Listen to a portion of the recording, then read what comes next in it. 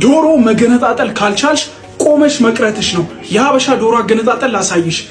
በመጀመሪያ የዶሮውን ጭንቅላት ከተቀረው አካሉን ለያየዋለን። ከዛም ላዩ ላይ ያለውን ቆዳ ገፍ እናስወግዳለን። እሱን ከጨረሰን በኋላ ወደ መበለት መጀመሪያ ክንፉን ነው የምንቆርጠው። ክንፉን በቀላሉ እንደዚህ እናለያየዋለን። መገጣጠሚያውን በመፈለግ የታፋው አጥንት እንዲወጣልን ወደ ኋላ ዶሮውን እንስበውና በምታዩት መልኩ እንቆርጠዋለን። ግማሽ ድረስ ከቆረጠን በኋላ ሳብ ስታረጉት እንደምትመለከቱት ይወጣል። እሱን እንደጨረስን ዶሮውን እናዞርና በቁመቱ እናቆመዋለን። እንደምታዩት ክንፉን በዚህ መልኩ መሀል ለመሀል ሰንጠቅ እናረገዋለን። የሚይዙትን ጅማቶች ከቆረጥን በኋላ እሱንም በምትመለከቱት መንገድ ወደ ኋላ ስትስቡት ይወጣል። በዛኛውም በኩል እንደዚሁ ነው የምናደርገው። ጅማቱን እንደምትመለከቱትን በጥስና ሙሉ ለሙሉ ወደ ኋላ ስንስበው በሚያረካ መልኩ ይወጣል ማለት ነው። ፈረሰኛውን ደግሞ ከጀርባው ለመለያየት እዚህ ጋር የምትመለከቷቸውን ሁለት አጥንቶች ከፈረሰኛው ጋር የተያዙ ናቸው። በምታዩት መንገድ ትቆርጧቸውና ወደ ኋላ በምትስቡበት ጊዜ እንደዚህ ይወልቃል። የተቀረውን በቢላ ትቆርጣላችሁ። ፈረሰኛውን ለያያችሁት። ፈረሰኛው ላይ አንዳንድ አጥንቶች ስለሚቀሩ እነሱም በቀላሉ እንደዚህ በእጃችሁ ማውጣት ትችላላችሁ።